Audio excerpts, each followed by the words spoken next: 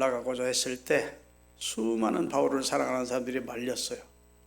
그래도 결단하고 올라갑니다. 그랬더니 말리다 안 되니까 따라합시다. 주의 뜻대로 되어지이다 하고 그쳤노라. 말리기를 그쳤대요. 여러분, 살인자를 놔줄 것이냐 예수님을 놔줄 것이냐 하고 빌라도가 물었다고요. 가요 바라바를 놔줄 것이냐 예수님을 놔줄 것이냐 했더니 당시 유대인 사람들이 누구를 선택했습니까? 바라바를 선택해. 그걸 보면 인간의 판단이라고 하는 것이 하나님의 뜻과 늘 일치되지는 않는 것 같아요. 하나님이 나라와 권세와 영광이 하나님의 주권에 있기 망정이지 인간에게 맡겨놓으면 이 세상 나라는 다 망해야 될 거예요. 동의하시면 아멘 합시다. 하나님이 주권자 되시기에 그나마 꺼져가는 심지도 끄지 않고 상한 갈 때도 꺾지 않고 그저 할 수 있는 대로 좋은 면 보시고 다시 회생시켜 주시고 도와주시고 지켜주시고 하기 망정이지 인간에게 나라 맡기고 인간에게 이 세계를 맡겼다면 아마 벌써 1000번 만번 망했을 거예요. 결과는 하나님께 맡기고 이제는 우리 일을 열심히 합시다. 아멘. 사람이 잘 안 바뀌죠. 사람이 바뀌지 않습니다. 사람 바뀐다는 게 너무 거의 불가능합니다. 그래서 예레미야 13장에 읽어보면 이런 말이 있어요. 같이 한번 읽겠습니다. 구수인이 저를 따라하세요. 구수인이 그의 피부를 표범이 그의 반점을 변하게 할 수 있느냐? 할 수 있을진데 악에 익숙한 너희도 선을 행할 수 있으리라. 할 수 있다는 말입니까? 없다는 말입니까? 할 수 없다는 말입니다. 만약 그게 가능하다면 악에 익숙한 너희도 변화될 수 있을 건데 악에 익숙한 너희가 변화되지 않는 것과 표점이 반점을 없이 하지 못하는 것과 흑인이 그 얼굴을 백인으로 만들지 못하는 것은 매일반이라는 겁니다. 그만큼 악한 사람이 선한 사람으로 변화된다는 것이 쉬운 게 아닙니다. 그렇죠? 애가 터져 죽어요. 따라합시다. 애가 터져 죽어. 남편 변하기를 기다리는 사람 애가 터져 죽습니다. 자식 변하기를 기다리는 사람 애가 터져 죽어. 안 변해요. 안 변해요. 그래서 그럼 남만 안 변하느냐? 속 터지고 죽겠다고. 나도 안 변해. 자신도 안 변해요. 나 예수 믿고 많이 변했어요. 물론 고마운 일이죠. 변화되실 겁니다. 성령으로 하면 변화되니까. 아멘. 하나님은 하실 수 있으니까. 오늘 아주 극적인 변화를 이룬 바울에 대해서 지난 수요일에 이어서 오늘 또 말씀을 드리게 되는데 기독교 역사의 가장 극적인 변화를 이룬 인물 한 사람을 대표적으로 뽑으라고 그러면 바울입니다. 그 사람은 절대 안 변할 사람입니다. 주님이 손을 대지 않으면 안 변하죠. 그 사람을 누가 설득시켜 변화시킬 수 있었겠습니까? 그 사람을 바리새인이 변화시킬 수 있었겠습니까? 그의 선생이 변화시킬 수 있었겠습니까? 그리스도인이 더더군다나 변화시킬 수 있었겠습니까? 전도자가 변화시킬 수 있었겠어요? 변화 못 시키죠. 그렇게 구약적인 사상과 유대주의 관점에서 구약에 쩔어있는 율법주의자가 복음을 받아들이고 예수님을 주로 믿는다는 것은 있을 수 없는 일입니다. 그런데 하나님이 하시면 가능해. 우리 하나님은 나 여호와에게 능치 못할 일이 있겠느냐 하신 것처럼 하나님이 하시면 손바닥 뒤집는 것보다 쉬워. 그래서 우리는 하나님께 기도를 하는 겁니다. 하나님 변화시켜 주세요. 자식을, 남편을, 아내를, 할렐루야, 교회를 변화시켜 주세요. 이렇게 기도하는 것이죠. 하나님이 손을 대시면 변화됩니다. 기독교의 천년 역사는 하나님에 의해 변화된 사람들의 역사예요. 성경이 다 그것을 증언하고 있잖아요. 하나님에 의해 변화된 사람. 하나님은 능치 못함이 없으신 분이심을 믿으시기를 바랍니다.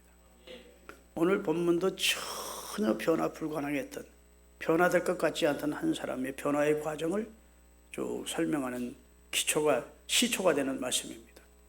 그 어떻게 변화돼서 어떻게 하나님 앞에 쓰임 받았는지는 여러분이 다 이 자리에 수요예배 나올 정도면 기초적으로 다 아시는 겁니다.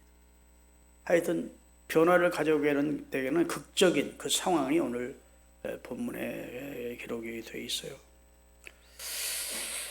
사람을 변화시키는 종교가 기독교입니다. 여러분, 종자연이라고 하는 곳에 대표로 있던 이정훈 교수라는 분이 있습니다.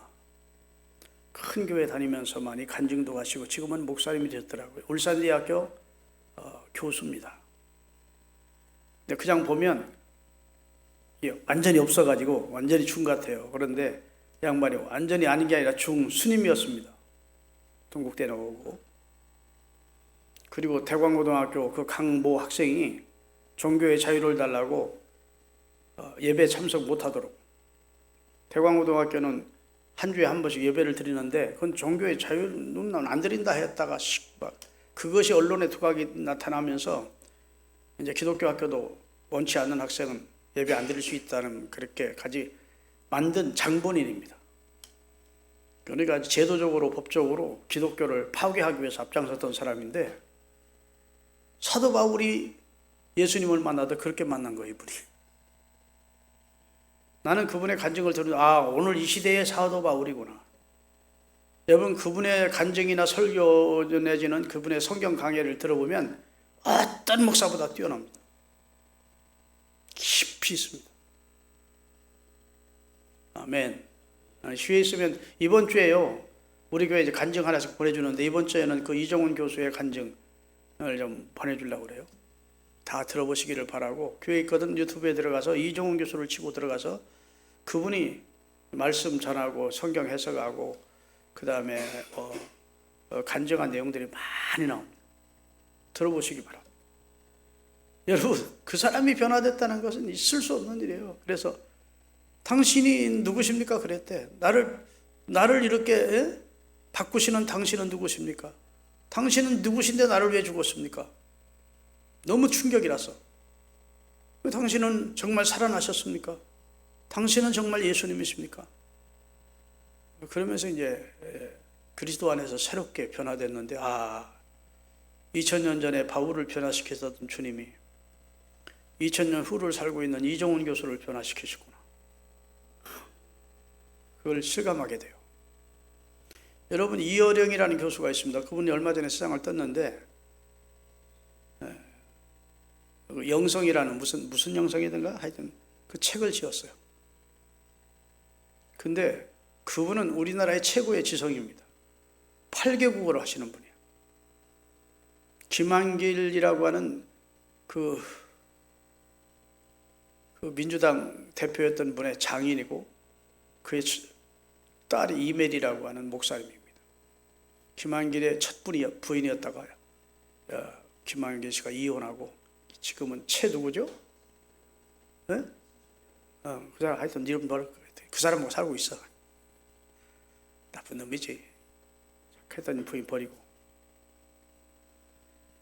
여하튼 그렇게 딸이 아버지 전도를 하려고 해도 안 믿던 그 이어령 교수가 나름대로 주님을 만나는 경험을 하면서 영과 마음이 변화가 일어나요.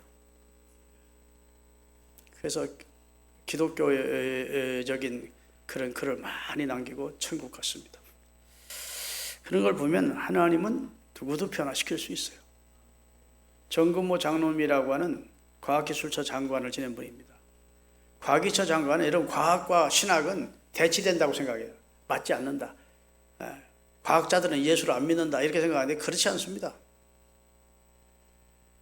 과학자 중에 과학자인 카이스트 대학의 학장도 지냈고 과기처 장관을 지낸 정근모 장로님이 얼마나 신실한 그리스도인인지 몰라.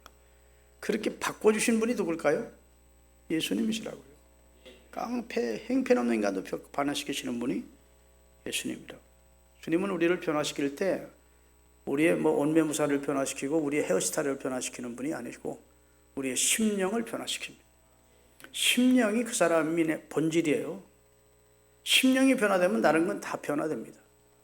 언행이 바뀌게 돼 있어요. 심령이 변화되면 말도 바뀌고 생각도 바뀌고 행동도 바뀌어요. 근데 심령이 변화되지 않고 무슨 교양 받듯이 교육받은 정도 가지고는 안 바뀌어. 다시 원래 위치로 또 돌아가요. 심령을 주님은 터치하시고 심령을 변화시켜서 따라합시다. 주의 영이 내게 임하리니 내가 변하여 새 사람이 되리라. 성령이 우리 심령을 터치하고 심령 속에 임하면 진정한 변화가 일어난다. 여러분, 그런 성령의 충만을, 또 성령 충만과 성령의 터치를 기도하십시오. 아멘. 그래서 나를 진짜 변화시켜 달라고 하나님 앞에 우리가 주님 만나기 전까지 기도해야 됩니다. 아멘. 오늘 본문을 중심으로 해서 제목이 관점의 변화예요. 관점. 관이라고 하는 말은 바라볼 관입니다. 관점이 변화된다는 말은 인생을 바라보는 관점이 변하는 것을 인생관이든가의 변화라고 그러고, 그 다음에 세계를 바라보는 관점이 변한다면 세계관이 변화라고 그러고, 역사를 바라보는 관점이 변했을 때 그것을 역사관의 변화라고 합니다. 그러니까 이 세상 사람들 나름대로 다 관점을 가지고 봅니다. 성경도 관점을 가지고 읽어요. 관점 없이 성경을 읽는 사람은 없습니다. 관점을 가지고 읽어요. 그런데 잘못된 관점을 가지고 성경을 대하면 이것이 여기서 이단도 나오고 여기서 공산주의도 나오는 거예요. 성경을 접근하는 바른 관점이 기독론적으로 읽어야 되고 교회론적으로 읽어야 되고 종말론적으로 읽어야 되는데, 다른 관점으로 읽으면 자기 주장을 성경 몇 절 따가요. 몇 절 성경에서 취합해가지고 자기 논리를 세우는데 이용을 한다. 그러니까 성경을 보는 관점에 대해서 먼저 눈이 열리셔야 됩니다. 아멘. 제가 목회자들 세미나를 가면 우리 노회나 무슨 총회 목사님들 모아놓고 세미나 할 수 있는 교회가 있으면 성경을 보는 관점에 대해서 제가 한 1시간 정도 강의를 하면 몰랐다고, 그런 시각으로 성경을 읽는 거냐고, 끝나고 나면 감동들 많이 받아요. 신학교에서 이런 거 좀 강의했으면 좋겠다고 이런 얘기도 하는 분들이 많습니다.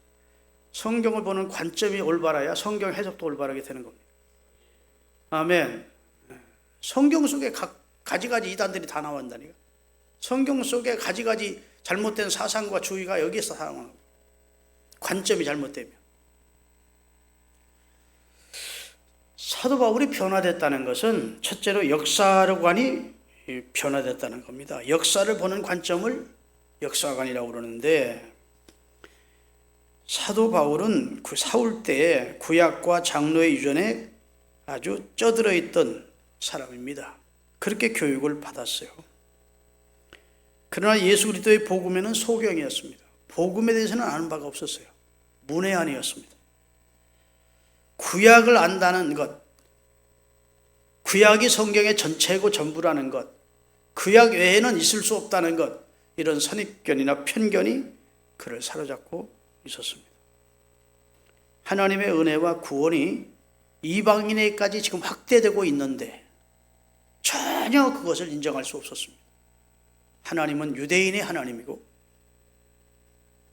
유대인만 하나님이 사랑하시고 이방인은 지옥의 불쏘시개들인데 하나님이 무슨 이방인들에게 관심을 가지시겠나? 이방인들에게 복음이 증거되는 것은 있을 수 없다고 그런 생각을 했습니다.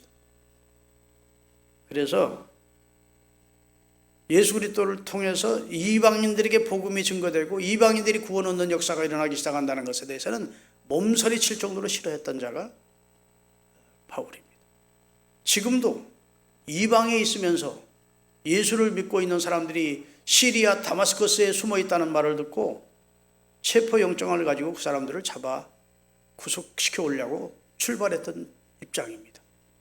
하나님의 은혜는, 하나님의 사랑은 우리 이스라엘 선민이 받는 것이지 가당치도 않게 이방인들이 무슨 하나님의 은혜를 받고 구원을 받느냐, 이런 입장을 취한 자가 바울이 사울이었을 때의 입장입니다. 그래서 여전히 구약에 기초한 유대 중심적 구약 역사관을 가지고 있던 자가 사울이었다고요. 그러다가 부활하신 예수님을 다메섹 도상에서 만난 겁니다. 획기적인 변화가 이루어지는 이제 첫 번째 터닝 포인트가 예수님을 만나는 사건. 예수 그리스도를 통한 하나님의 은혜는 전 인류에게 임합니다. 다 아멘 하세요. 예수님을 통해서 임하는 하나님의 은혜는 유대인에게 제한되지 않습니다. 내셔널이 아니에요. 복음은 유니버설, 전 세계를 향해서 하나님은 복음이 받쳐지기를 원하십니다.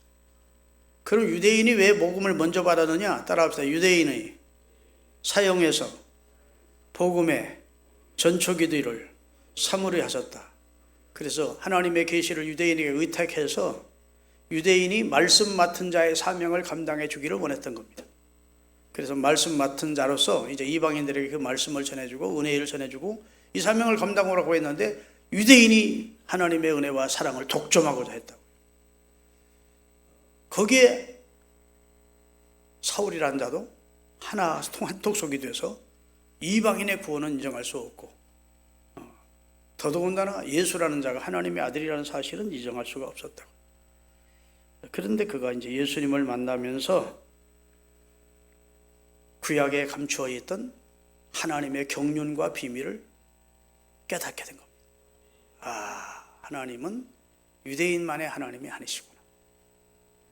하나님은 유대인에게 말씀을 맡겨주시고 그래서 말씀하신 대로 그리스도를 보내시고 그리스도를 통해서 인류의 죄를 속량하게 하시고 죽은 자 가운데 그를 살리시고 그 예수 그리스도를 전 인류에게 전해서 모든 인류를 구원하기를 원하시는 분이 내가 지금까지 믿었던 하나님인데 내가 착각하고 있었구나.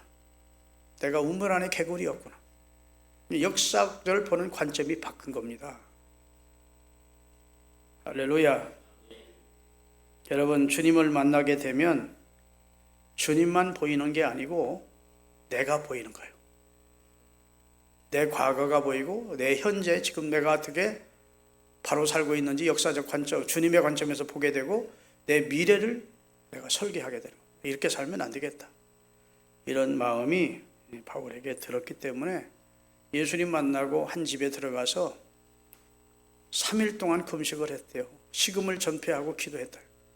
아나니아를 사울에게 보낼 때 하나님께서 사울이란 자가 지금 기도하는 중이다. 그래서 사울이 지금 눈이 안 보이고 그런 상황에서 꾸역꾸역 처먹고, 그냥 여기 빨리 유대로 돌아가자 이런 상황이 아니고 너무 충격을 받아서 자기 일생일대에 놀라운 전환을 가져오게 되는데 하나님 앞에 기도하고 있던 중이래. 하나님께서 그런 사람은 절대로 그냥 방치하지 않습니다.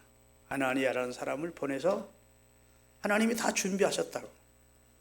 하나님은 여호와 일의 하나님이십니다. 그를 만난 다음에 그를 인도해 줄 사람을 준비시켰다. 그에게 주 예수의 복음을 전해 줄 사람을 준비시켰다. 세례 줄 사람을 준비시켰다. 할렐루야. 나중에 바나바라고 하는 위로자를 그에게 붙여서 예루살렘으로 가서 사도들에게 연결시켜 주시는 일도 다 준비시켰다. 여러분, 앞날 걱정하지 말고 삽시다. 우리가 믿음으로만 살면 하나님은 다 준비시켜. 다 만날 사람 만나게 하시고 해야 될 일을 하게 하시고. 믿습니까? 우리가 우리 인생 계획하고 설계하고 한다고 우리 뜻대로 되는 게 아니더라. 우리 앞날을 인도하시고 계획하시고 준비하시고 우리를 위해서 놀라운 일을 행하시는 분이 여호와이심을 믿고 인생 아등바등 조바심 내며 살지 말고 하나님께 맡기고 살아요. 오늘 밤에 그거 결심하십시다. 하나님 맡기고 살겠습니다. 죽든 살든 흥하든 망하든 성하든 쇠하든 뜻대로 하세요. 그래놓고 아무 일도 안 하고 말고 있는 게 아니고 기도하고 하나님의 뜻을 구하는 기도 성경도 읽고 그러면 하나님이 우리를 만나주시고 성령의 감동 주시고 인도하시는 역사를 이루실 줄로 믿으시기를 예수님의 이름으로 축원합니다. 역사의식을 분명히 가지고 살아야 돼요. 하나님은 역사의 주인입니다.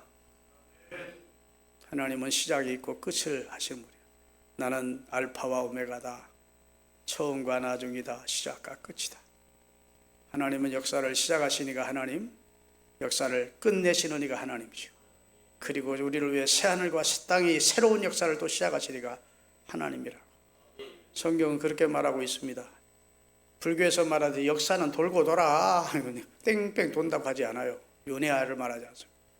태초에 하나님이 천지를 창조하신 후에 새하늘과 새 땅을 이 땅에 주시기 전까지 이 세상은 끝내시고, 그리고 우리에게 새하늘과 새 땅을 주시는 분이 역사의 주인 되시는 하나님이라. 이 역사를 신이 주관해 가시는 분이 누굴까요? 하나님이죠. 여러분과 저는 하나님에 의해 어떤 사람은 조연으로, 어떤 사람은 주연으로, 어떤 사람은 엑스트라로 쓰임받는 것이죠.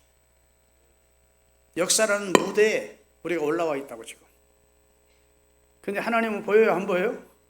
하나님은 안 보여요. 하나님은 그 무대 뒤에서 시나리오 작가로 하나님이 연출하시는 거예요. 그래서 이 나라도 지금 여러 등장 인물들이 있습니다. 그 사람들이 나라 다 통치하는 것 같지만 그렇지 않습니다. 하나님의 뜻대로 되어질 겁니다. 아멘. 하나님은 역사라는 무대에 얼굴을 드러내지 않지만 역사의 흥망성쇠와 인간의 생사화복을 임의대로 주장하시는 분이 하나님이세요. 신앙이 깊어질수록 그걸 절실하게 깨닫습니다.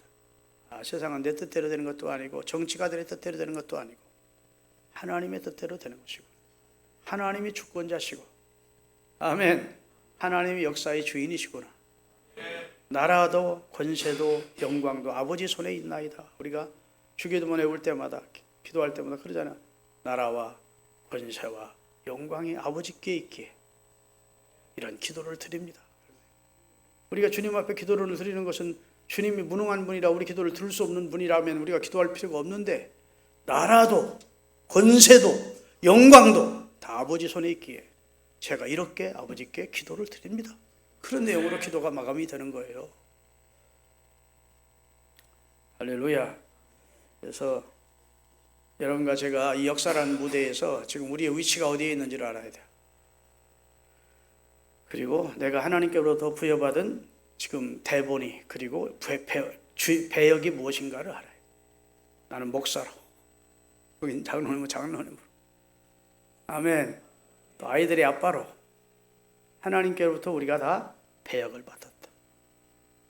그 배역에 신실하게 충성하고 잘 감당하다가 그 연극 무대가 마쳤을 때 연출자 되신 우리 주님이 잘했습니다, 주연 잘했습니다, 조연 참 잘했습니다, 이런 거, 그게 잘했도다 착하고 충성된 종아라고 말씀하시는 내용 아닐까요? 여러분, 역사를 보는 시각이 달라지시는, 역사적 관점이 달라지시는 하나님의 사람들이 되시기를 주의 이름으로 축원합니다. 이 한 시대, 지금 역사라는 한 정점에 우리가 있다고. 지금 내가 맡은 배역은 무엇일까? 나는 지금 그 배역을 잘 감당하고 있는가?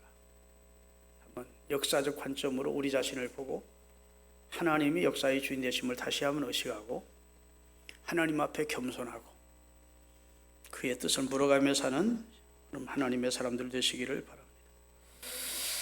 또 한 관점이 있는데 인생관이 있습니다. 인생을 어느 관점으로 보느냐, 인생을 보는 관점을 인생관이라 그러죠. 예배소 2장 10절을 한번 띄우겠습니다. 다 같이. 우리는 그가 만드신 바라. 여기 우리는 속에는 저와 여러분이 포함됩니다. 우리는 그분이 만드신 바라. 그리스도 예수 안에서 선한 일을 하라고 지으심을 받은 자니, 구원을 받은 자고 지으심 받은 자니, 이 일은 하나님이 전에 예비하사 우리로 그 가운데서 행하게 하려 하심이니라. 하나님의 작정에 속에 있었다는 겁니다. 전에 예비하셨던 것이래요. 갑자기 우리를 구원하신 것이 아니고 하나님이 선한 일을 위하여 그리스도 안에서 우리를 선택하시고 그리고 그 가운데 행하도록 우리 인생을 바꿔주셨대요. 우리 인생을 복되게 해주셨다는 말씀을 하고 계신 줄로 믿습니다. 하나님에 의해서 선한 일을 위해 지음받은 자다. 바울은요, 모든 사람의 부러움의 대상이 될 만한 금수저였습니다. 그는 로마 시민권을 가지기가 쉽지 않은 시대에 로마 시민권을 가진 가정에서 태어났습니다. 사도행전을 읽어보면 천부장이라는 자가 있는데, 천부장은 아주 고급 군 장교입니다. 근데 자기는 로마 시민권을 돈 주고 샀다고 바울 앞에서 솔직히 시인합니다. 바울이 로마 시민권을 가진 자인 줄 알고 깜짝 놀라서, 나는 돈을 주고, 많은 돈을 주고 로마 시민권을 샀는데 당신은 어떻게 로마 시민권을 샀소? 그런 거예요. 나는 우리 집안 대대로 로마 시민권을 가진 집안입니다. 그래서 그러니까 자기와는 한 차원 높은 진짜 금수저 집안이야. 가말리엘 문화에서 최고의 수석을 학생이야. 사내들은 의원이야. 지금으로 하면 국회의원이야. 젊은 날에. 아멘. 진짜 세상이 부럽지 않은, 그 누구도 부러워할 만한, 그 자신은 누구도 부럽지 않을 만한 그런 위치에 있었다고요. 그랬던 그였기 때문에 자긍심과 자부심이 누구보다도 강렬했을 것이고, 자기 존재감에 대한 그런 뿌듯함이 그에게 있었을 겁니다.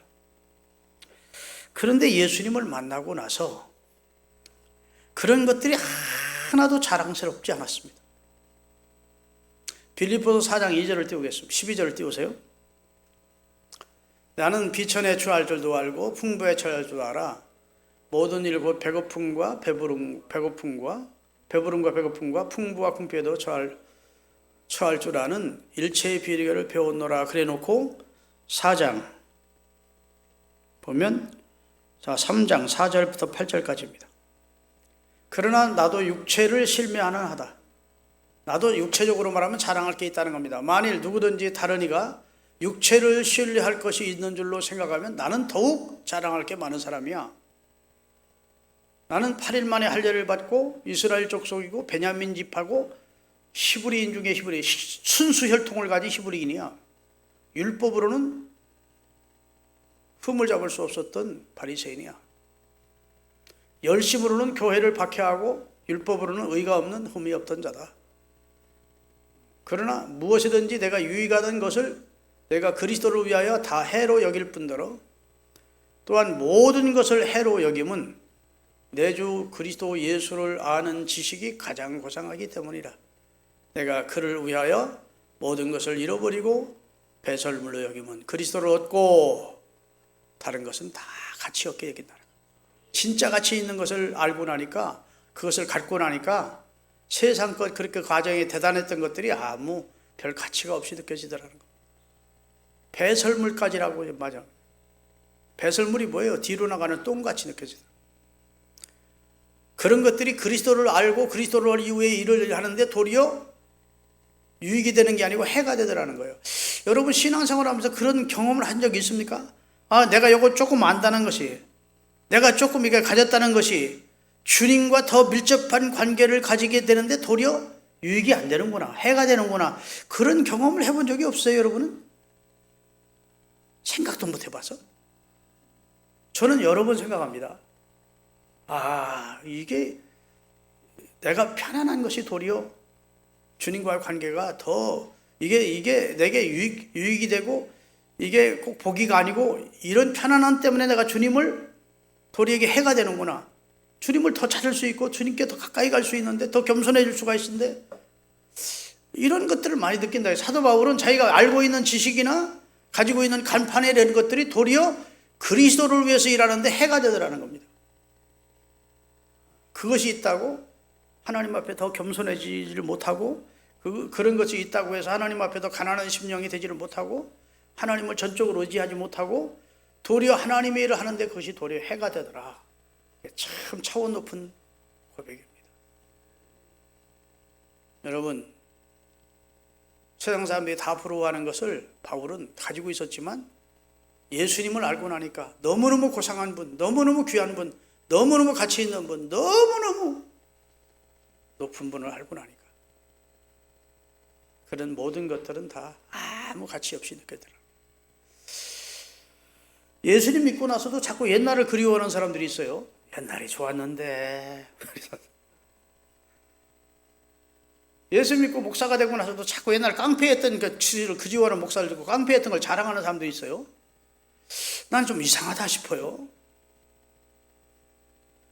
이전에 좋던 것 이제는 값없다. 아멘. 예수님 알고 나니까 그런 것들은 이제 존귀 영광 모든 권세 주님 홀로 받으시고 멸시 천재 십자가는 제가 지고 가겠습니다 하면서 도리어 지난날 부끄럽게 살던 것이 누가 알까 무섭고 누가 그 얘기 할까 두려운데 그걸 자랑한다. 옛날에 말이야. 이랬어. 여러분, 바울과 같이 배설물처럼 느껴지고 부끄러워서 말을 못할 정도로 느껴져야 진짜입니다. 아멘. 그 전에 김유정 목사님이 우리 교회 2번 와서 붕해를 했는데 빛을 마셔라, 죄도 행전 뭐 이런 영화를 만드는 영화 주인공이에요. 배우 이대근이라고 하는 장로님이 있는데 그 옛날에 이대근 말로는 깡패역 많이 하던 그분이 그 교회 장로예요. 사형 언도를 받았어요. 워커힐 빠친코 살인사건에 사람 죽여가지고 감옥에서 예수님을 만났어요. 우리 목사님 장로님 아시죠? 키라고 쬐끄만 목이 이렇게 두껍고 막 그냥 보면 막 완전히 막 가루지기처럼 생겼다고. 그런데 이태희 목사님 자꾸 깡패했던 거 자랑하니까 나보고 그래. 아니 저 자식은 부끄러운지도 모르고 왜 지난날을 자꾸 얘기하는지 몰라. 이태희 목사 앞에서는 꼼짝도 못해. 이 자식 저 자식아, 야 임마 넌 창피하지도 않냐? 지난날 그 뭐 깡패했던 게 뭐 자랑이라고 자꾸 그 얘기를 해. 그러더라고. 난 부끄러워서 얘기도 못하겠다. 그래서 내가 평가를 했습니다. 아, 성경적 입장은 김종 목사 말이 맞다. 사랑하는 여러분, 우리 인생을 보는 관점이 달라지시기를 바랍니다. 할렐루야. 예수님 만나고 예수님의 우대함을 발견하고 나니까 다른 것들은 다 우습게 여겨지더라는 것입니다. 가치 없게 느껴지더라는 거예요. 별것 아니더라는 것입니다. 그리고 바뀌어집니다. 그리스도를 위하는 것이 가장 귀하게 돼요. 그리스도와 관계된 것이 제일 가치 있고 귀하더라는 거예요. 주님을 위해 사는 것, 주님을 위해 매맞는 것, 주님을 위해 살다가 굶는 것, 주님을 위해 살다가 헐벗는 것, 그런 건 다 가치 있더라는 거예요. 인생관이 변하죠. 그렇죠?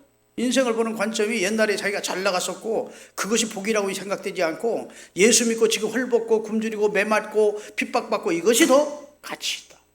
이것이 더 귀하다. 나는 이것 누구와도 빼앗기지 않는다. 그렇게 느꼈다는 거예요. 아멘. 고린도전서 15장 58절에 사도 바울의 고백을 한번 들어보십시다. 같이 읽겠습니다. 그러므로 사랑하는 형제들아 견실하며 흔들리지 말고 항상 주의 일에 더욱 힘쓰는 자들이 되라. 이는 너희 수고가 주 안에서 헛되지 않은 줄. 다른 수고는 다 헛되고 배설물처럼 이 땅을 마치면 끝날 일이지만 주님 안에서 하는 수고는 헛되지 않다. 가장 가치 있는 일이 주님을 위해 사는 것이다. 자기는 그렇게 바뀌었다는 겁니다. 내 인생은 나를 위해 살지 않고 이제 주님을 위해 사는 것, 그게 가장 가치 있는 삶이더라. 이렇게 말씀하고 있습니다. 로마서 14장 8절 읽고 말씀 마감하겠습니다. 다 같이. 우리가 살아도 주를 위해 살고 죽어도 주를 위해 죽나니 그러므로 사나 죽으나 우리가 다 주의 것이로다. 아멘. 예수님 위해 사는 것이 가장 가치 있고 가장 존귀한 삶이다. 그것이 상받을 삶이고 흑자 인생이다. 지난날 자기는 하나님 등지고 하나님 싫어하는 일을 앞장섰다가 주님 만나고 나서 내 인생은 변화됐다. 그 얘기를 하고 있는 겁니다. 믿습니까? 여러분, 우리가 역사를 보는 관점이 달라져야 되는데 특별히 따라합시다. 선지자적 역사관을 가지자. 선지자의 시각으로 역사를 보는 것을 선지자적 역사관이라고 합니다. 여러분, 고레스가 이스라엘 나라를 해방시킵니다. 바벨론에 의해서 포로되어 갔던 이스라엘을 고레스가 70년 만에, 포로 70년 만에 고국으로 돌아가도 좋다고 해방시켜 줍니다. 그렇죠? 그런데 그것은 역사적 시각으로 보면 누가 한 일이에요? 아니, 역사적 시각으로, 현실적 시각으로 한 일 보면 고레스가 한 일이에요. 고레스가 이스라엘 백성에게 은혜를 베푼 것입니다. 그런데 선지자적 역사관으로 보면 하나님이 고레스의 마음을 감동시켜서 이스라엘이 본국으로 돌아가도록 하셨다는 거예요. 그래서 선지서를 읽으면 하나님이 하셨다는 겁니다. 바로가 꿈을 꾸었습니다. 그리고 7년 풍년을 지나 7년 흉년의 꿈을 꾸게 됩니다. 요셉이 무슨 역사관을 가지고 그것을 해석하는 줄 아십니까? 선지자적 역사관을 가지고 해석합니다. 왕을 하나님이 사랑하셔서 왕의 나라로 하여금 이 어려움의 때를 극복하시려고 왕에게 하나님이 그런 꿈을 꾸신 겁니다. 앞으로 칙년을 지나 7년 흉년이 올 때를 대비하셔야 됩니다. 그 일을 누가 하셨다는 겁니까? 하나님이 하셨다는 겁니다. 요셉이 형님들을 만났을 때도 형님들이 나 팔았다고 하지 않습니다. 하나님이 형님들을 통해서 우리 가족을 구원하시려고 하신 겁니다. 아멘. 성경 전체를 보면 다 하나님이 하셨다는 거예요. 그런 시각으로 보면 하나님께서 우리 민족을 조선의 노예제도가 있고 종의 아주 형편없는 정치제도 아래서 일본의 압제를 당하게 하시고 하나님께서 8.15를 통해서 우리 민족을 해방시켜 주셨다. 유엔군을 통해서. 할렐루야. 그리고 정신 못 차리니까 하나님께서 북한으로 하여금 우리가 고난을 겪고 그 다음에 한국교회가 하나님 앞에 눈물로 부르짖고 지도자인 이승만 대통령도 하나님 앞에 눈물로 기도하니까 하나님께서 전격적으로 미국과 유엔이 참전하게 하셔서 우리를 보호해 주셨다. 이렇게 우리는 역사적으로 해석을 하는 겁니다. 그런데 불신자들은 그게 그렇게 해석을 안 하죠. 그게 바로 선지자적 역사관입니다. 하나님이 하셨다고 하는 거예요. 내 인생을 하나님이 지금 인도해 가신다고 믿는 것이 선지자적 역사관이고, 아멘. 오늘 나를 나되게 하신 분이 주님이라고 하는 사실을 믿는 것이 선지자적 시각을 가진 인생관입니다. 그 역사관과 인생관을 가지고 살면 사명을 깨닫게 돼요. 아, 나를 왜 하나님이 구원하셨을까? 나를 왜 하나님께서 이 자리에 있게 하셨을까? 사도 바울은 이방인의 사도로 나를 세우시려고 그러셨구나 하는 것이죠. 기도하겠습니다. 하나님 감사합니다.